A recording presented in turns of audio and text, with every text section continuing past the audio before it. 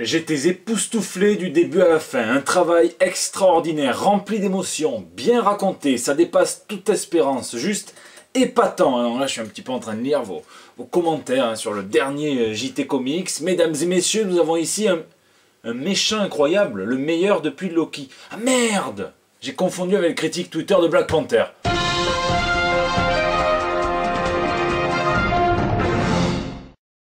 Ça marche aussi pour le JT.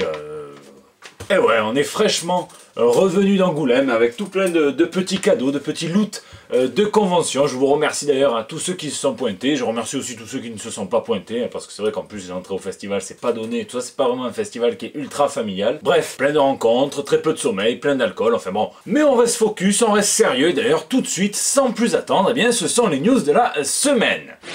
Laissez-moi vous raconter une histoire, celle d'un jeune garçon qui visite donc les bureaux de DC Comics dans les années 50 quand un des directeurs de la production de chez DC Comics ramène une espèce de panière pleine de planches originales de comics, donc celles qui étaient destinées au rebut, à l'époque il y en avait trop, et leur dit aux garçons donc de se servir. Ils étaient plusieurs, c'était comme des visites organisées des cuisines de McDo, mais là c'était d'ici. Alors évidemment, le gamin ne se fait pas prier, il plonge dans les planches, en prend autant qu'il en peut, à tel point qu'il doit rentrer chez lui en taxi, c'est pas donné un taxi pour un petit gamin, et quand il est dans le taxi, il se rend compte qu'il a pris 10 environ sur 12 pages d'une histoire entièrement originale mise au rebut par DC de Jerry Shuster et Joe Siegel, donc les créateurs de Superman. Très vite, il se débrouille pour échanger avec ses potes les pages qui lui manquent pour récupérer toute l'histoire en entier. Alors ça c'est quand même autre chose que d'échanger des cartes Pokémon de merde, là ton piqueur t'y es battu. Depuis, ce garçon a bien grandi, il est devenu scénariste, éditeur, architecte d'un reboot de 50 ans de continuité d'ici, un Crisis on Infinite Earth. Ce garçon,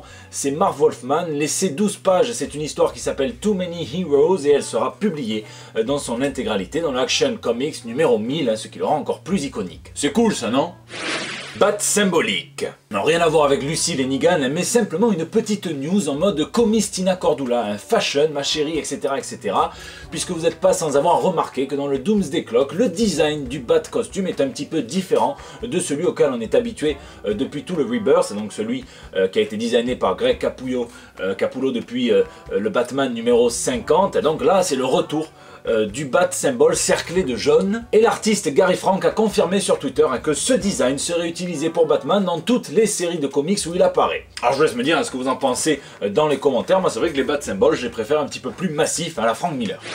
Pas de justice, pas de paix, comme disait la rumeur, ou bien le groupe Aya, mais donc vous imaginez bien que quand Brainiac, qui vient un petit peu casser le cul de tous ces super-héros, va changer d'avis et les prévenir d'un danger intergalactique imminent auquel ils ne pourront pas faire face tout seuls, et bien ceux-ci vont se scinder en 4 équipes de Justice League différentes. Et ces équipes, vous allez voir, il y en a même des chelous, puisque la team Entropy sera menée par Batman, qu'elle rassemblera Deathstroke, Lex Luthor, Beast Boy et Lobo, le seul et l'unique, la team Wisdom, donc Sagesse, qui sera menée par Flash et qui incorporera le mini Robin, et donc Damian, Harley Quinn, Cyborg et Atom, la team Wonder, Merveille, donc qui est menée par Wonder Woman et qui comportera Zatanna, Etrigan, le Dr Fate et Raven, et donc il manque plus que Constantine, et la team Mystère, donc menée par Superman avec Monsieur Martian Manhunter, et donc Starfire, Sinestro, et Starro. Donc moi Starro je l'aurais mis dans la team Rocket, mais bon ça moi je suis pas scénariste chez DC Comics. Ça s'appelle No Justice, c'est par Scott Snyder,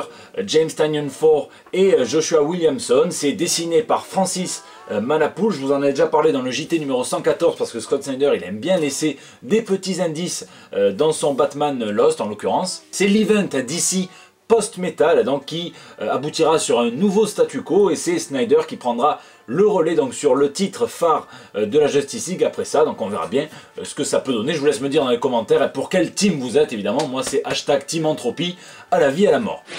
Visionnaire. Tiens, on parlait la semaine dernière de la façon dont certains éditeurs traitent leurs auteurs, leurs artistes, c'était avec Alan Moore chez DC Comics, et cette semaine c'est le roi, donc Tom King qui raconte sur Twitter comment quand sa femme lui a demandé s'ils avaient reçu donc la nouvelle édition du TP de Vision, qu'il a écrit, je vous rappelle, dont qui a fait le succès de la série et donc chez Marvel, eh bien il lui dit c'est un petit peu compliqué Marvel avec les exemplaires auteurs, et l'exemplaire auteur c'est normalement ce que chaque éditeur se doit de donner à ses artistes, à ses auteurs, parce que c'est eux quand même qui les font vivre d'une certaine manière, hein, vice versa vous allez me dire, mais bon. Et c'est d'autant plus symbolique qu'en plus, donc on sait qu'il a écrit une partie de Vision en pensant à sa femme, ça lui est dédié. Mais avec Marvel, c'est chelou, c'est pingre, c'est crochu, c'est avare, enfin c'est Picsou, Gripsou. Et dans une réponse à ce tweet, King raconte comment c'est son éditeur chez DC Comics, Jamie Rich, qui lui a envoyé un exemplaire du Vision qu'il a écrit chez Marvel Comics. C'est à ne rien comprendre, en tout cas c'est évidemment un bon coup de pub pour DC Comics, un moins bon coup de pub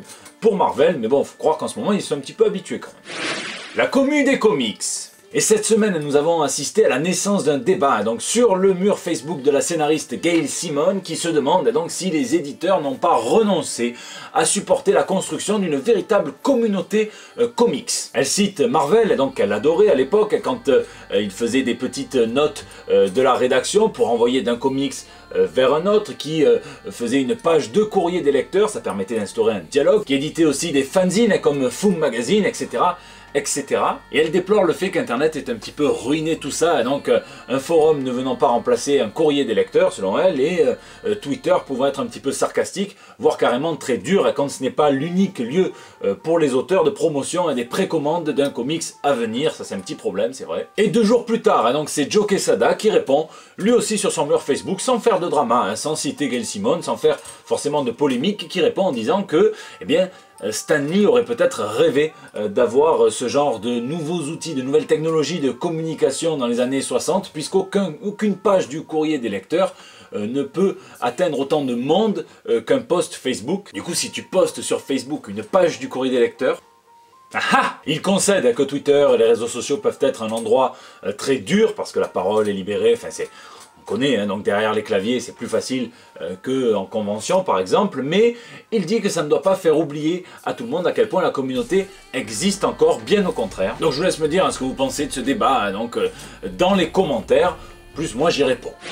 Adjugé vendu, c'est la grande nouvelle business de la semaine. Le 3e éditeur de comics de super-héros, donc après Marvel et DC, Valiant Entertainment, a été vendu à un fonds d'investissement chinois qui s'appelle DMG Entertainment, qui compte bien donc adapter toutes ses propriétés intellectuelles au grand écran. Plus problématique avec ce deal est incluse la démission de Dinesh Shamdasani, donc qui est l'actuel PDG de Valiant, qui est très impliqué donc dans les choix éditoriaux et qui a le support de pas mal d'artistes. Ces artistes, donc j'en ai contacté certains qui sont carrément dans le flou, qui savent pas trop quel est leur futur pour Valiant. J'ai pas réussi à avoir Bliss Comics pour savoir si ça changerait dans les comics, je pense pas tellement, hein, puisque le catalogue reste le catalogue, c'est surtout le futur, donc c'est une affaire à suivre.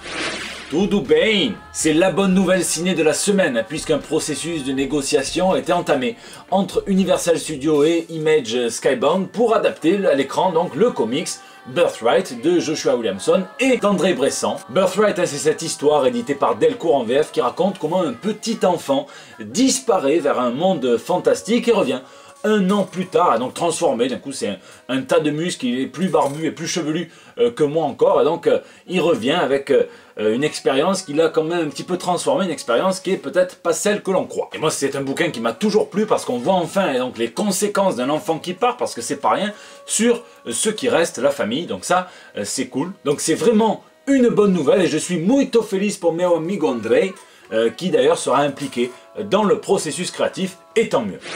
Voilà, c'est la fin de ce JT, n'hésitez pas à me donner vos retours donc sur les réseaux sociaux, sur Facebook, sur Twitter, sur Instagram, dans les commentaires de YouTube, j'y réponds. Et c'est là aussi que vous me laissez vos petits messages pour le bandeau tous les mardis. C'est quoi que j'ai tout le temps déjà, lisez, lisez, lisez, je vais peut-être commencer par m'appliquer mon propre conseil. Ça fait presque une semaine que j'ai rien touché d'autre que la dernière BDQ de Bastien Vives, donc sur le retour d'Angoulême, et je peux vous assurer que c'est choqué. Donc je vous fais des bisous et je vous donne rendez-vous bien dès la semaine prochaine pour des nouvelles toute fraîche. Eh ouais Ant-Man, tu as vu ce que je sais faire? After Effects mec. Je crois qu'en 125 JT j'ai jamais été aussi peu sûr de moi pour une outro, hein, donc désolé.